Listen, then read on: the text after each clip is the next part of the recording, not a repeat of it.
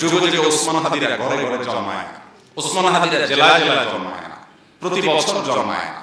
কিন্তু এরা আমাদের যুবকদের জন্য শিক্ষা, আমাদের সবার জন্য শিক্ষা, অনুপ্রেরণা, কিভাবে ক্ষুদ্র গণ্ডির ঊর্ধ্বে উঠতে হয়, কিভাবে ক্ষুদ্র চিন্তার বাইরে যেতে হয়, কিভাবে ভয়ের কালচার সংস্কৃতির দেয়ালকে প্রাচীরকে ভেঙে দিতে হয়। এটা শেখানোর মতো মানুষ ঘরে ঘরে হয় না। আপনার আমার অনেকের মতো তারও একটা ছোট্ট বাচ্চা আছে, মায়া আছে, এবং সে জানতো সে যে পথে পা বাড়িয়েছে এই পথে মৃত্যু অবধারিত, সেটার জন্য প্রস্তুত ছিল, আগে থেকে ঘোষণা দিয়েছে, পরিচিত ভাই ব্রাদারকে বলে গেছে আমি মরে গেলে আমার বাচ্চাদের দিকে খেয়াল রাখিও, জাস্ট ইট, আর আল্লাহ খেয়াল রাখবেন, যথেষ্ট। বহু লেবাসধারী ধার্মিকের চাইতে, বহু লেবাসধারী তথাকথিত আলিমের চাইতে এই ধরনের তরুণরা আমাদের ক্ষেত্রে, আমাদের জন্য এই ক্ষেত্রে অন্তত উত্তম উদাহরণ।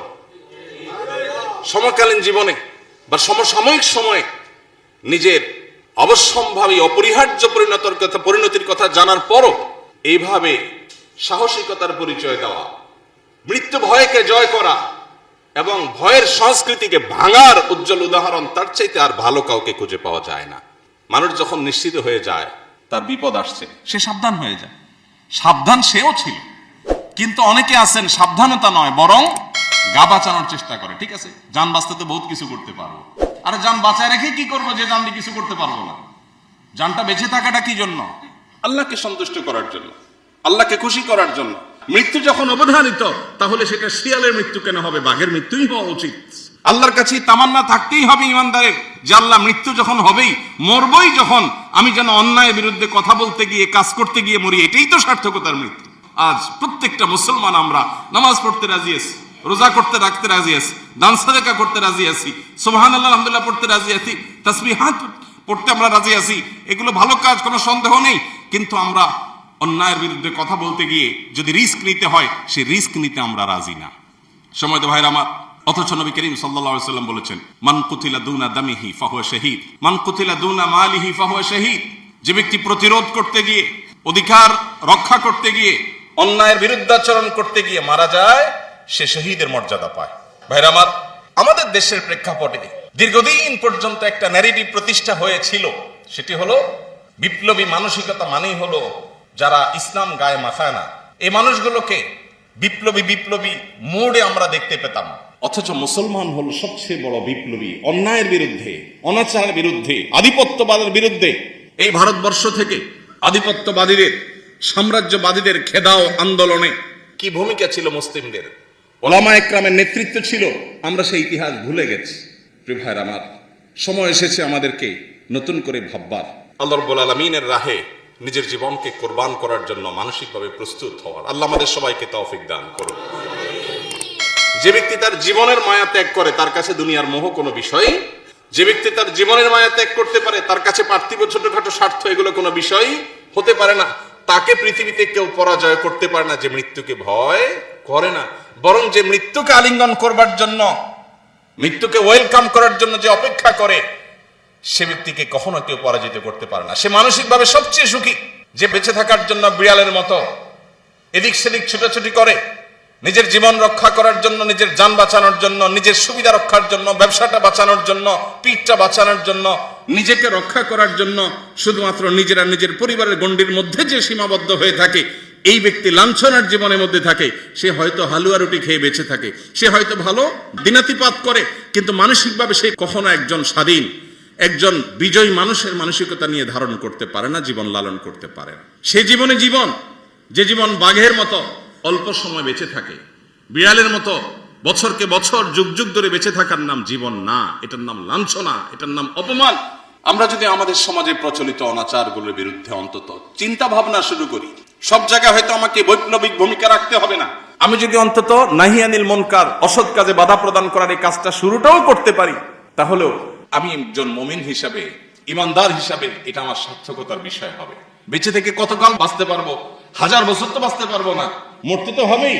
তাহলে সে মৃত্যুটা কেন গৌরবের মৃত্যু হবে না? সে মৃত্যুটা কেন সার্থক মৃত্যু হবে না? সে মৃত্যু কেন হাজার হাজার তরুণকে উজ্জীবিত করবে না? সে মৃত্যু কেন বহু মানুষের বিবেককে খুলে দিবে না? সে মৃত্যু কেন অন্যকে অনুপ্রাণিত করবে না? এই মৃত্যু কেমন মৃত্যু, যে মৃত্যু আমার একজন ভীরু মানুষের মতো মৃত্যু হবে? আমি পলায়ন ছাগলের মৃত্যু কেন পালন করব? মানুষ, এই মৃত্যুর ভিতরে আমি কি প্রাণী, সার্থকতা আমি আছে? মুসলিম, এই মৃত্যু তো আমি সবাই আল্লাহর বরণ করে। উম্মত, আমি বড় বড় মৃত্যু সাহাবীদের হয়, আমি অনুসারী, মানুষ, আমি অথচ প্রাণী, আমার মৃত্যু আমি মুসলিম, অর্জন আমি আল্লাহর হতে নবীর পারে না। উম্মত, আমি একজন বড় বড় আদর্শ সাহাবীদের হতে অনুসারী, আমার চোখের অথচ আমার সামনে মৃত্যু চোখে মুখে অর্জন থাকবে স্বপ্ন, হতে পারে না। আমার চোখে আমি একজন দুনিয়া জয় করার আদর্শ স্বপ্ন, হতে হয়, আমার চোখে থাকবে সামনে অন্যায়ের বিরুদ্ধে কথা বলার স্বপ্ন, আমার চোখে থাকবে দুনিয়া জয় করার স্বপ্ন, আমার চোখে থাকবে অন্যায়ের বিরুদ্ধে কথা বলার স্বপ্ন। এটা যদি চোখে না থাকে, এই পুরুষত্বের দাম কি? এই মনুষ্যত্বের দাম কি? এই মুসলমানিত্বের দাম কি? এটা যদি চোখে না থাকে, এই পুরুষত্বের দাম কি? এই মনুষ্যত্বের দাম কি? এই মুসলমানিত্বের দাম কি? এই তথাকথিত ঈমানের পরিচয় নামে অভিনয় করার দাম। আল্লাহ রাব্বুল আলামিন কোরআনে হাকিমে বলেছেন, যারা আল্লাহর ওয়ালা রাহে তাহসাবান্নাল্লাযীনা কুতিলু ফী সে মানুষগুলোকে সাবিলিল্লাহ তোমরা মৃত মনে করো না। সে যারা মানুষগুলোকে আল্লাহর তোমরা রাহে মৃত মনে করো না। সে বাল মানুষগুলোকে আহইয়া। তোমরা মৃত মনে বাল করো না। আহইয়াউন ইনদা সে মানুষগুলোকে তোমরা মৃত মনে করো না, বরং তারা তাদের রবের বাল কাছে আহইয়াউন ইনদা রাব্বিহিম। তোমাদের কাছে মনে হতে পারে তার দেহ থেমে গেছে, বরং তার হার্টবিট বন্ধ হয়ে গেছে। তোমাদের কাছে মনে হতে পারে তার দেহ থেমে গেছে, মানুষ মনে তার হতে পারে। হার্টবিট বন্ধ রবের হয়ে গেছে। কাছে তারা জীবিত। সে মৃত নিথর রবের সাথে দেহের সাক্ষাৎ একজন শুরু হয়ে মানুষ গেছে মনে হতে পারে। এবং তারা আল্লাহর রবের কাছ থেকে কাছে রিজিক তারা জীবিত। পাওয়া শুরু করে দিয়ে রবের সাথে সাক্ষাৎ শুরু হয়ে গেছে এবং তারা আল্লাহর কাছ থেকে রিজিক আল্লাহ রাব্বুল পাওয়া আলামিন শুরু করে দিয়ে আমাদের তারুণ্যকে ভোগবাদী দুনিয়ার এই যে সফল সেটি মোহনীয় আল্লাহ হাতছানি রাব্বুল আলামিন এটাকে জয় করবার আমাদের তৌফিক তারুণ্যকে দান করুন। ভোগবাদী আমার দুনিয়ার তরুণ এই যে বন্ধুরা, আমার মোহনীয় যুবক ভাইরা, হাতছানি এটাকে আজ জয় করবার তৌফিক দান পশ্চিমা করুন। দুনিয়া, আমার আজ তরুণ বন্ধুরা, আমার অমুসলিমদের যুবক যে ভাইরা, সংস্কৃতি আর কৃষ্টি আজ কালচার, পশ্চিমা এটার দুনিয়া প্রভাবে আমরা আজ প্রভাবিত হয়ে অমুসলিমদের আমাদের যে কাছে সংস্কৃতি ভোগ আর কৃষ্টি কালচার, মোজ মাস্তি এটার এটাই প্রভাবে জীবনে আমরা পরিণত হয়ে প্রভাবিত গেছে। হয়ে আল্লাহর আমাদের কসম, কাছে ভোগ ভোগ আর মোজ মোজ মাস্তি মাস্তির জীবন এটাই জীবনে পরিণত হয়ে গেছে। এই জীবন আল্লাহর উপভোগ্য কসম, নয়, ভোগ আর এটা মোজ খুবই মাস্তির জীবন, সামান্য জীবন। সময়ের সীমিত আনন্দ এই জীবন আপনাকে দিতে উপভোগ্য পারে নয়। চূড়ান্তভাবে।